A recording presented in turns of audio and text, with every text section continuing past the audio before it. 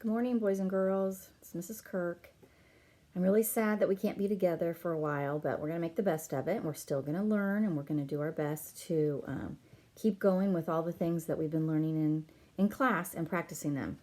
So this week will be our last week to talk about communities and how everybody's so important in our community and everyone has a special part. And we'll hear a story about a boy who moves from another country to a different community.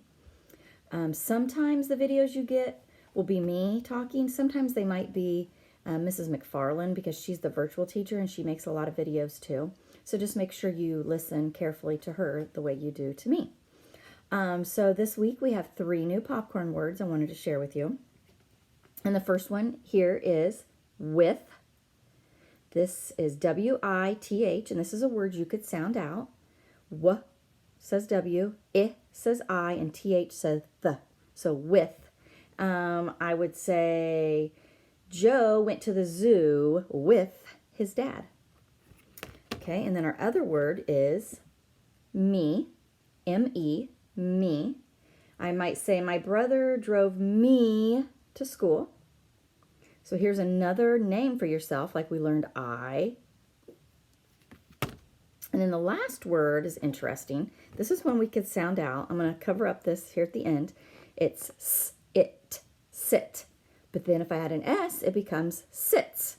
And that's something we're going to be talking about this week. Just like last week, how we added the S to nouns.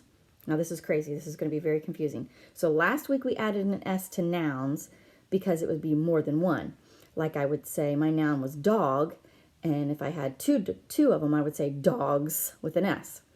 This week, we're going to add an S to a verb. And remember, a verb is an action word. It's something you can do. So if I don't have an S on it, I could say 2 people. Maybe I'd say Mrs. Bookmiller and Mrs. Bowles sit at their desk. That's 2 people without the S. But this time, if I want to just talk about one person doing the action, then I put an S. So I might say Mrs. Bookmiller sits at her desk. So it's the opposite of what we did with the nouns where we added the S for more than one. Now we're adding an S for just one person doing the verb. I know, it's crazy to try to remember all this. So what you're going to do this morning is a paper that you've done lots of times before. Here we go. We've got sits. You're going to read it, trace it, then you're going to color it.